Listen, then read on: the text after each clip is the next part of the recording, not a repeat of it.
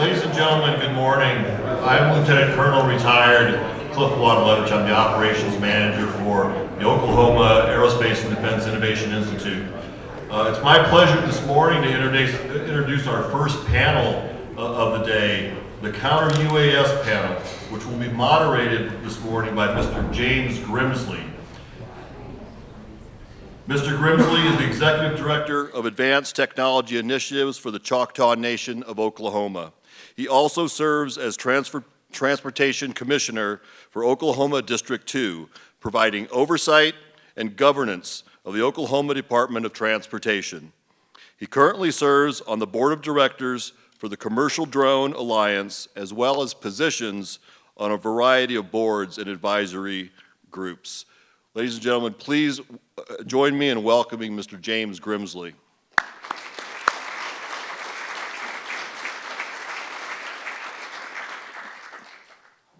Set as we bring our guests out, but I'm going to set the context for our discussion today.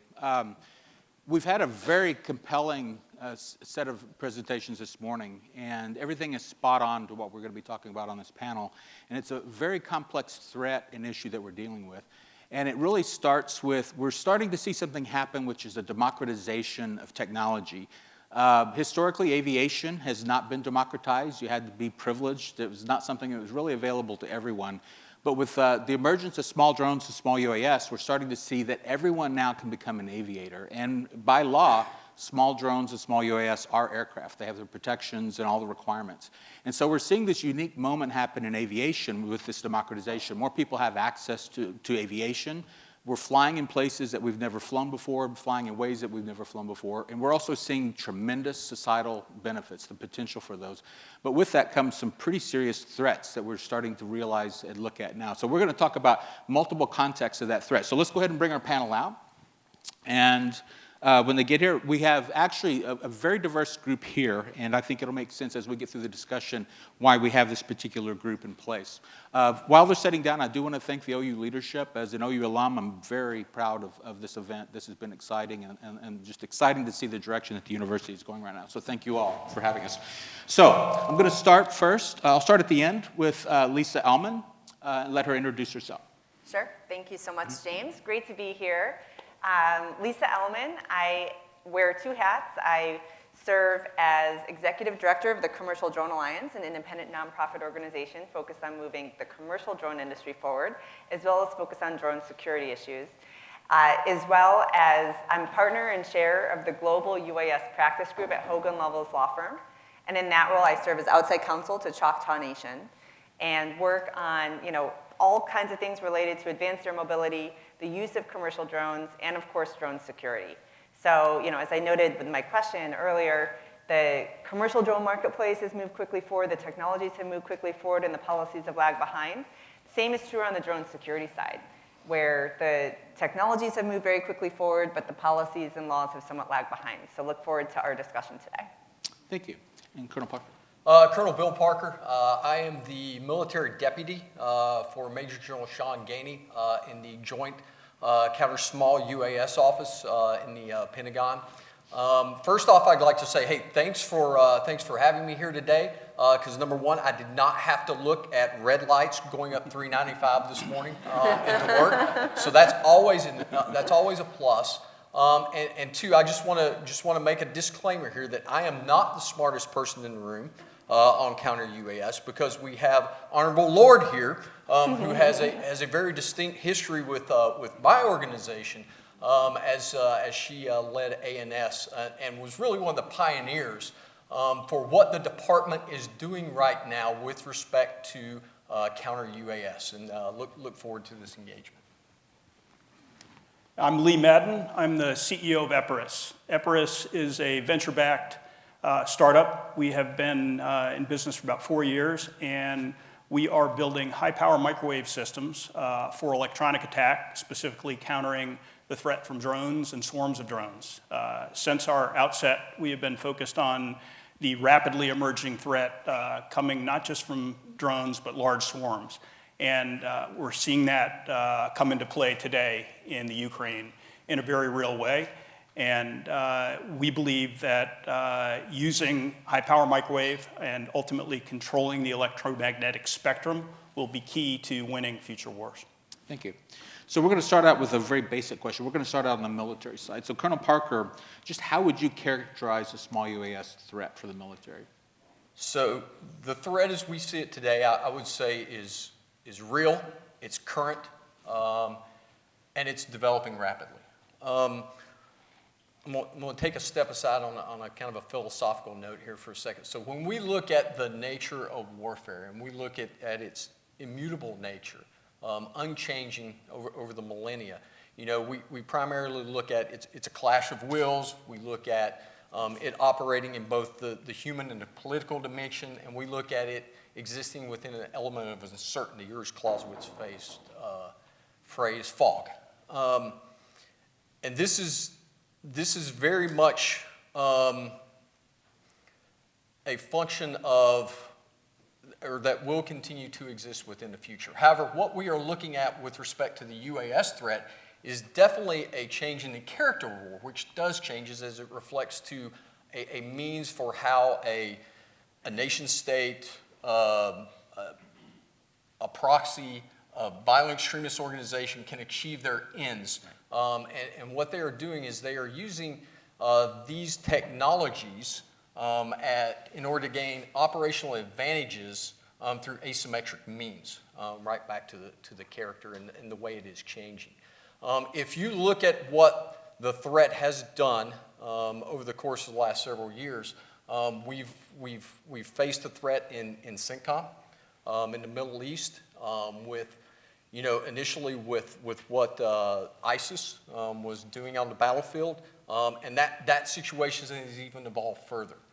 If you look at a couple of years back with the second Nagorno-Karabakh war between Armenia and Azerbaijan, the Azerbaijanis used this capability extremely effective against the Armenians with the use of one-way attack drones, with the use of reconnaissance and surveillance, with the use of targeting in order to be able to negate the strengths that the Armenians brought to the fight.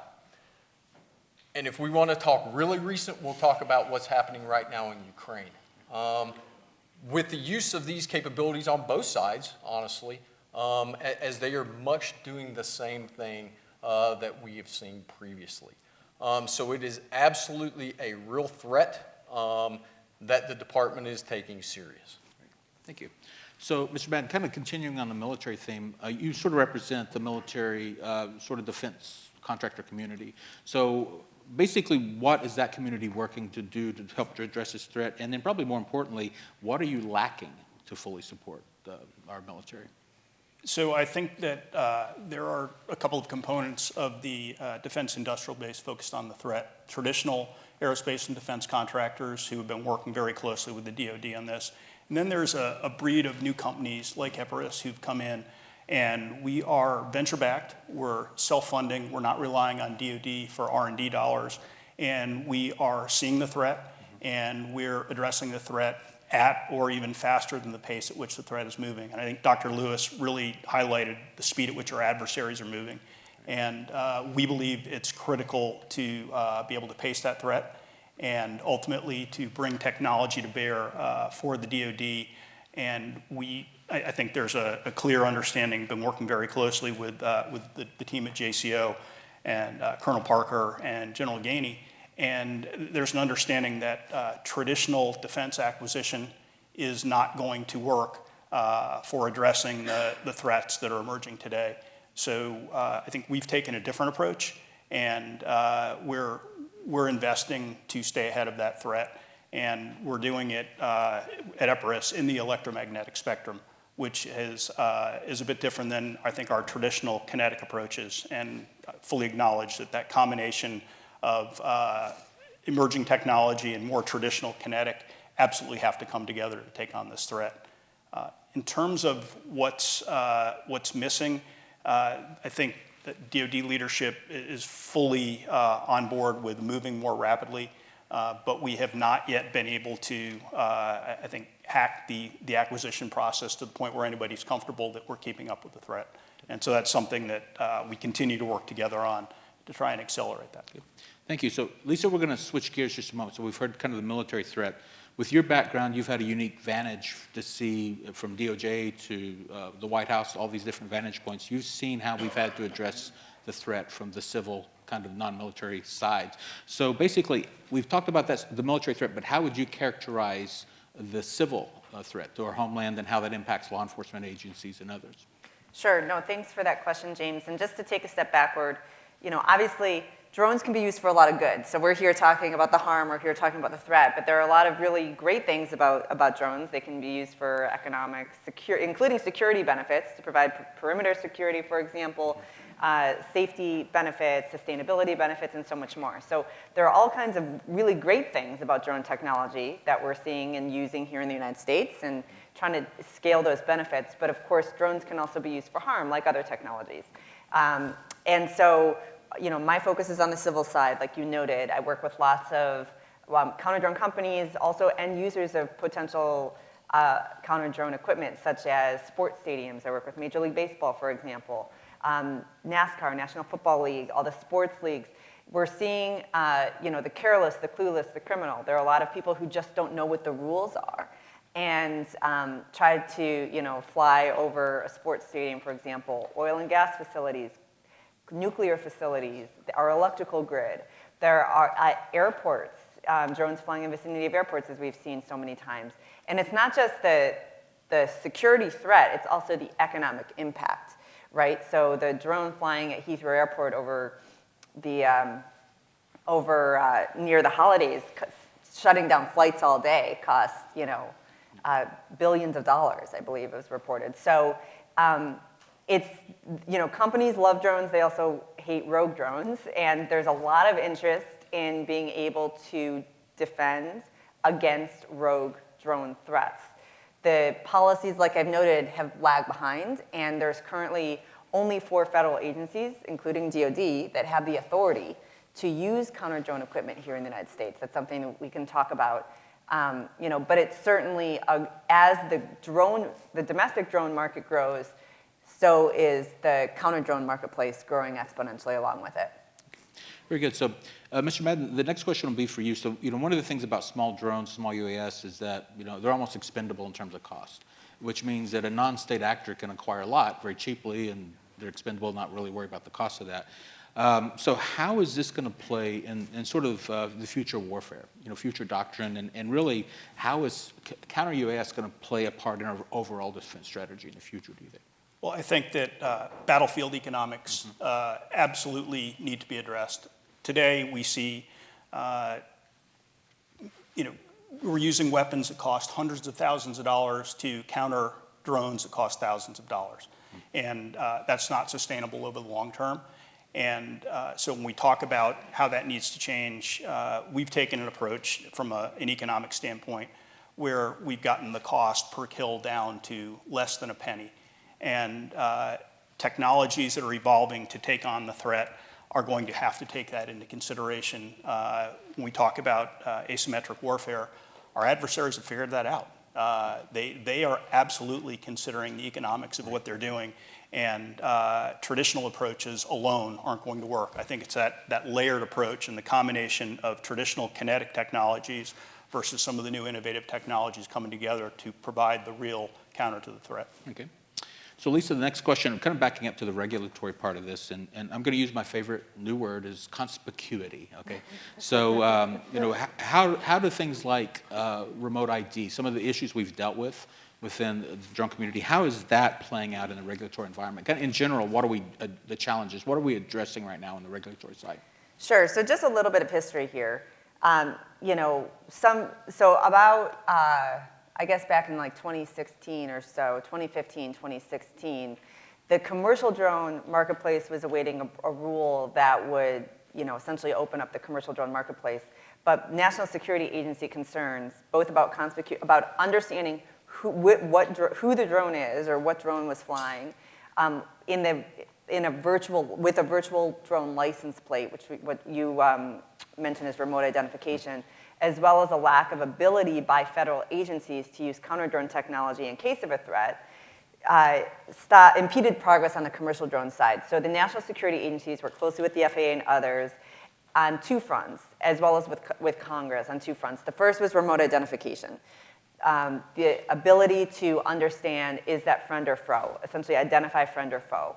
That rule went into effect recently and is being implemented now for manufacturers as of essentially September of this year, and for operators as of September of next year. What does that mean? That means that virtually all, not all, but virtually all drones flying in the National Aerospace System will have to remotely identify themselves through what is known as like a Wi-Fi or Bluetooth signal. And then in 2018, in the FAA Reauthorization Act, Congress passed the Preventing Emerging Threats Act, which enabled DHS and DOJ to utilize counter-drone technology in limited situations. DoD had gotten its own authorities, and Department of Energy also had its own authorities. So those 4 federal agencies also got the authorities to be able to use here in the domestic national airspace system counter-drone equipment, which could be detection equipment or mitigation equipment. Now, why is that necessary? It's necessary because Title 18, because as we talked about earlier, drones are considered aircraft. So if you shoot a drone out of the sky, you're actually shooting an aircraft out of the sky. If you hack into a drone, you actually could potentially be violating the Computer Fraud and Abuse Act, or the wiretap statutes, or the Pen Register Trap and Trace Act, which was actually designed for landline telephones, but the way that the law was drafted could potentially apply to even just detection technology. So legislation is actually necessary in order to take away Title 18's or Title 49's application as applied to counter-drone equipment. And so far, we have remote ID, which is a necessary but not sufficient. That essentially gets rid of some of the noise. It enables law enforcement to identify friend or foe. Again, that will be implemented next year. But currently, right now, it's only the 4 federal agencies that have the ability lawfully to use counter-drone equipment here in the United States. I want to stay on that topic for just a second, because you were on the Remote ID Aviation Rulemaking Committee, so you were on that several years ago. And so there were 2 paths that the ARC could have taken. One was a broadcast standard, and one was a network standard, right? What non-security impacts happened because of that? Because it has impacted industry, because if I remember correctly, the broadcast standard was picked, right? Correct, and there's a lot of disappointment in the commercial drone community about the final rule, because it essentially kind of we had urged a performance-based solution that could enable various types of technologies, whether network or broadcast solutions, to be used, and only broadcast was picked, and that kind of is not a forward-looking, future-looking approach. It also doesn't lay a foundation for unmanned traffic management for the future, which will be digital. So there was a lot of disappointment. I think a lot of the commercial drone community views the remote identification rule as a missed opportunity. Right. And we're working now to try to improve that rule over time. So Colonel Parker, let's go back to more of kind of a functional level and functional standpoint. How is the military addressing the small UAS threat right now? So great question, and it's actually the reason why the organization that I work for exists.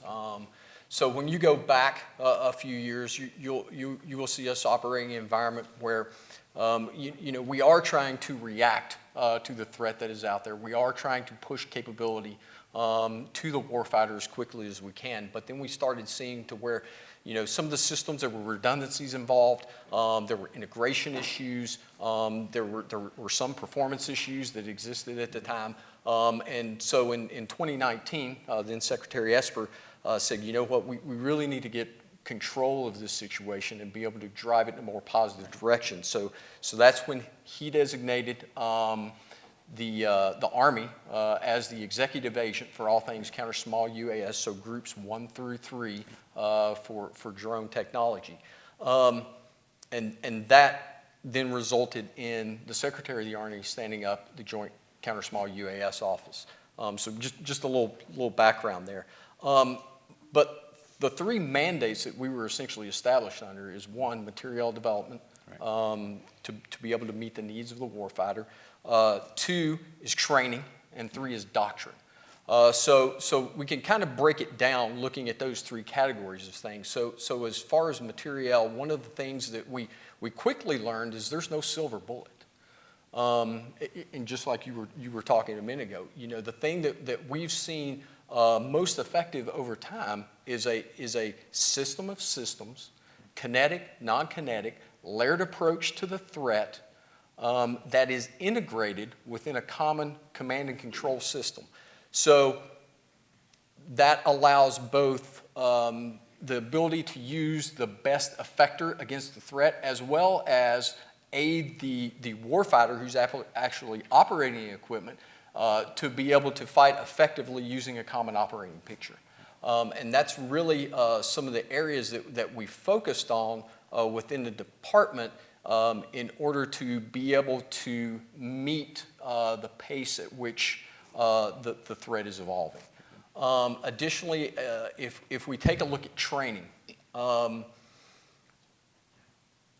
I know General Gainey likes to use the term that, hey, every warfighter is a drone hunter. Eventually get to where that culture and mentality exists within the force. Because, I can remember as a young air defense artillery officer, as a lieutenant, as a captain, going to the combat training centers at Fort Irwin and Fort Polk, and being able to go through those mock fights, simulated fights that we went through. However, you think air defense artillery, they should be getting all of the kills for rotary wing aircraft per se. But really, when you crunch the numbers, we had created such a culture within our battalion task forces and with our brigade combat teams to where infantry armor units were actually getting the preponderance of kills at the time, because they truly took every warrior is a helicopter killer, because it's not just about the second dimension anymore. We are talking multi-domain operations, and this is a new area that we have to reacclimatize ourselves to over time. So that's why when we take a look at training, we've really been pushing a lot toward. We've established 4 modules on Joint Knowledge Online that soldiers, sailors, airmen, and Marines from across the force can learn more about the counter UAS fight, how to plan for it, system capabilities, different things like that. We're also running a counter small UAS academy at Yuma Proving Ground out in Arizona, and this is one of the big pitches, because especially for this area, that is a current course that we offer out there that we are in the process of moving to Fort Sill, Oklahoma, as part of the Joint Counter Small U.S. University. It's going to be a revamped curriculum. We're focused mainly on 2 courses for that. One is a operator maintainer course. The other is a planner course. So we're really looking forward to be able to transition that from Yuma to Fort Sill and really give it some additional legs to where it can benefit the warfighter. And I think the dates that we are looking for right now is initial operational capability this time next year, and full operational capability a year from that. So we're really excited to see that go into play. And then finally, doctrine. Which anybody that's been involved with the doctrine process before knows that this is not an exceptionally fast process. Right. First, we have to learn what we have to learn from what we're seeing in theater. Do the analysis on it. Go through the process. So, some of the things, and it additionally ties into training as well, that we're looking at is it's not just about the material advancements and the technology that we're seeing. It's also about what we can do as warfighters in order to be able to counter that through other than material means. Taking for instance, the environment that we're currently seeing in Ukraine, where we have the electromagnetic spectrum fight that's going on there now. You start emitting, you now become a target. Right. So what can we do to counter that? It kind of goes back to some of the stuff that we used to do. Proper use of camouflage nets. We conceal ourselves. Camouflage nets also are able to help us disperse that electromagnetic magnetic emissions that we are giving off at the time.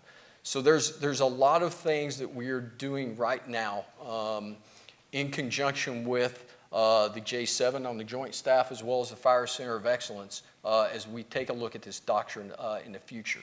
So one of the things that we are doing as a stopgap measure is we have our rapid response team within the JCO that we've established, and we send those to the combatant commands on request if we have a counter UAS incident that we want to get more information on, or help them within a particular problem set, whether it be material, training, doctrine-centered issues that they are having with our subject matter experts, and we're pulling some really good information out of that we're sharing with the process as well. So there's a whole lot of people within the department who are really trying to get after those issues along the lines of material, training, and doctrine.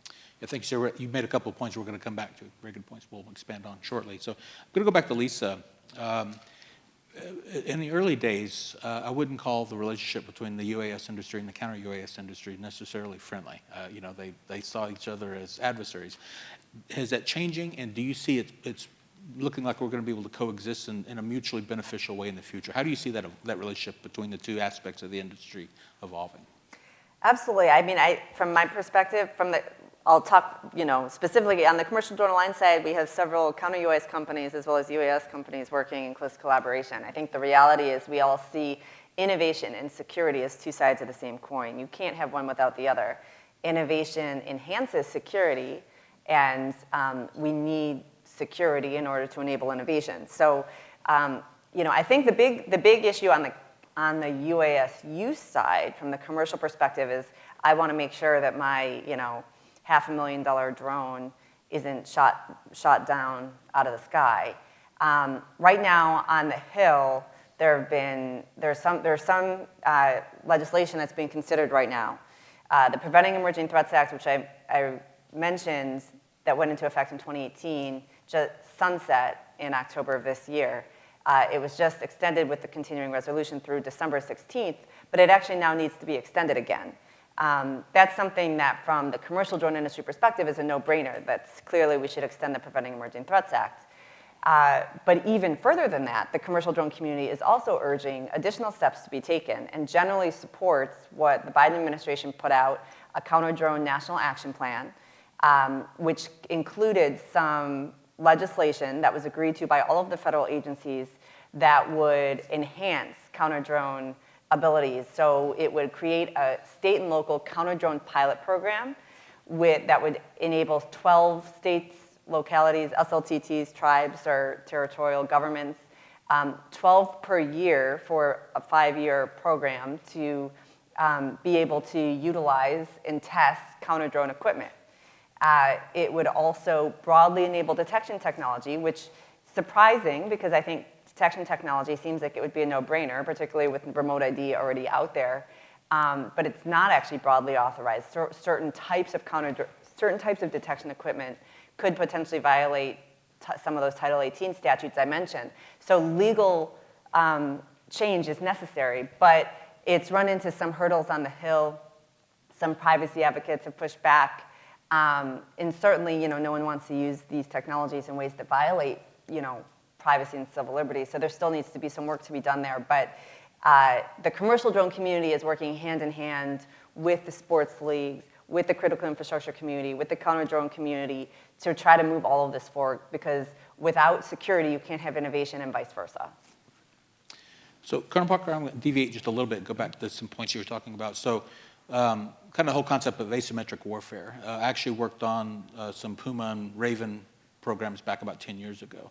And I remember that they were easily detected by dogs. And so, our adversaries didn't have to have high-tech detection capability. They had to have dogs around. They would hear them and be agitated by it. So how do you see that playing out when we have a threat that's like, it could be a death by 1,000 cuts? Individually, one drone may not do a lot, but you have 100 or 500 that could do a lot of damage. How do we deal with both sides of that spectrum where, there's a low-tech issue going on, we have very expensive military assets at risk? How do we balance all that? So Again, a great question. That's something we're absolutely wrestling with on a daily basis. Because, as we like to say, it's not something you can necessarily Patriot your way out of, as we've done with the Patriot system over the course of the last several years. So, there is an inherent cost with defending against low-cost tech. And the cost curve that Leigh brought up a second ago, in terms of, do I want to use that $1 million plus, Patriot missile in order to be able to engage that Group 3 one-way attack that's currently inbound? And the answer is, if that is all I have, then yes, I do. I will use it. And so that's where I think we have to take a good step forward with industry in providing alternatives that we can use in order to help bring down that cost curve over time. And I think that's where the communication, us being able to really define the requirements and what we're looking for, is critical to maintaining that open dialogue between the two. Because if we don't, we're going to be hitting the engage button, and that exquisite capability is going to fly out of the tube. Right. Very good. So, Leigh, I'm going to let you pontificate. So, first of all, check on time. How much time do we have? We got about 10 minutes. 10 minutes, good. Okay, so we have time for questions. Yes. Okay. So the question I have for you is, basically, you heard this discussion, kind of the delicate balance. We have the civil threat, we have the military threat. Are you optimistic about the future and how we're going to solve some of these evolving threats? As someone from industry, are you optimistic? I'm absolutely optimistic. I think that, again, we have a history in this country of reacting and getting things done when we need to. And I believe industry and government are totally aligned here. And there's an understanding that the threat we're seeing overseas is not far from coming to our shores. And I am confident that we will move aggressively. I just hope that it doesn't require a catastrophe in the continental United States to drive that action, because I think we all recognize where that threat is and how rapidly it's moving. Very good. Okay, so let's go ahead and we have a little time left. Are there any questions in the audience? Let's go ahead and move to a Q&A period. Do we have any? General Smith in the back, yeah.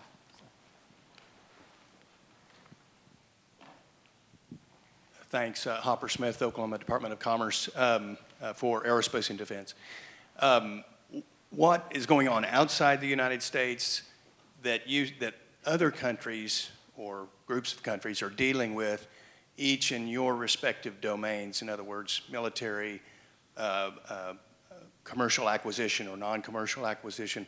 How are other countries dealing with these similar problems that we're dealing with? Anybody want to offer to take that? Colonel Park. Okay, I'll go ahead and take a swing at this one from obviously from the military's perspective. So I think they are dealing with the same problem sets that we are, because we're all seeing the same thing on a global scale. When we have we have 4 divisions within our directorate, and one of our divisions is Strategy and Policy Division, and they are heavily involved with our partners and allies in both developing capability, but also progressing interoperability and releasability of U.S. systems, so they can get a step up in this fight as well. Because at the end of the day, we're going to go into the next fight, whatever that next fight may be. But we're going to have to go into it as we've done in the past, as part of a partnership, as part of an alliance, as part of a coalition, wherever the case may be. So the more capability with respect to this mission set that they can bring to the fight, the better. And that's why the communication and the working with our partners and allies is absolutely so important. Got to make a little plug here. Every year we conduct technology demonstrations. We've been conducting them for a while out at Yuma Proving Ground, and it's good when you have partners and allies that want to come to these events and get involved, to help out what they see as the fight in the future. Very good. Okay. You have a question? Sir. Oh, I'm sorry. Oh, there we go. Sorry. Hi, I'm Shane Connolly. I'm a director of the Institute for Community and Society Transformation here at OU. And my question is, what are the key ethical issues in this area of technology that's so critical to develop for national security and also for just advancing new technology developments? Thanks. Good question. Very good question. Did you want to start, Lisa? Well, I can speak just about some of the debates that are happening on Capitol Hill right now.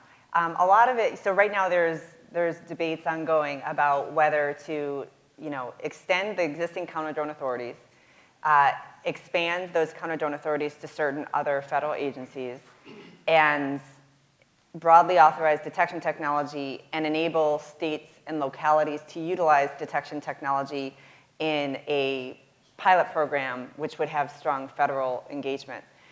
Some of the challenges, or some of the policy challenges around this piece of legislation that have been raised involve privacy and civil liberties. So the concern that Sheriff Joe, who doesn't have a lot of training and just wants to go out and shoot down drones, is going to, for example, use counter-drone technology to hack into a journalist's drone that's covering protesters against law enforcement.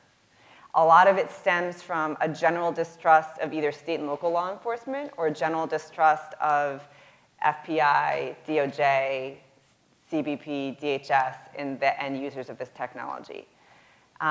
This is something that we're collectively going to have to deal with because the reality is the federal government does not have the resources to be everywhere all at the same time and to defend against the rogue drone threat. So you're going to have some delegation, or you're going to have states and localities that are able to use this technology. The question is, what are the guardrails that are necessary, and what are the frameworks that are necessary to protect against some of these concerns from those stakeholders and others? And I think we're seeing an interesting First Amendment versus Fourth Amendment interplay. A lot of things happening with the right to record, the emerging theory of a right to record as part of your First Amendment rights. But then the Fourth Amendment, we're in areas that we've never been in either, so it's interesting. Good question, thank you. Yeah. Any others? Sure, go ahead. So, to be effective against uncrewed aerial systems in an attack from an adversary, we have to be able to see them. Can you comment a little bit about, where we're at and what is needed in order for us to, have the capability to detect at distance and with resolution such attacks? And also in the context of some of the technologies being developed today, like, tens of kilowatts, 100 kilowatt, multi-100 kilowatt lasers, how do we make sure that if an attack is happening in a weather environment that is not conducive to the transmission of that laser, we're going to be successful? What is happening within defense? And Mr. Mann. Yeah, Thomas, glad to take that. I think that, first of all, let me hit the weather aspect, and that really gets to a layered defense. There are technologies like high-power microwave that are not affected by the weather. There are other high-power or directed energy technologies like lasers that definitely are impacted by weather and smoke and other things. So truly believe that a layered approach is the right way to go at it.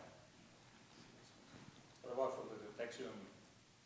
I think that from a detection perspective, one of the challenges that we've seen is a lot of the existing fire control radar systems that are tuned for other threats are not ideally adapted yet for the counter-drone threat, the ability to fly in low and then pop up and get lost in the clutter. And I think ultimately that's where partnerships like ours with OU become absolutely critical.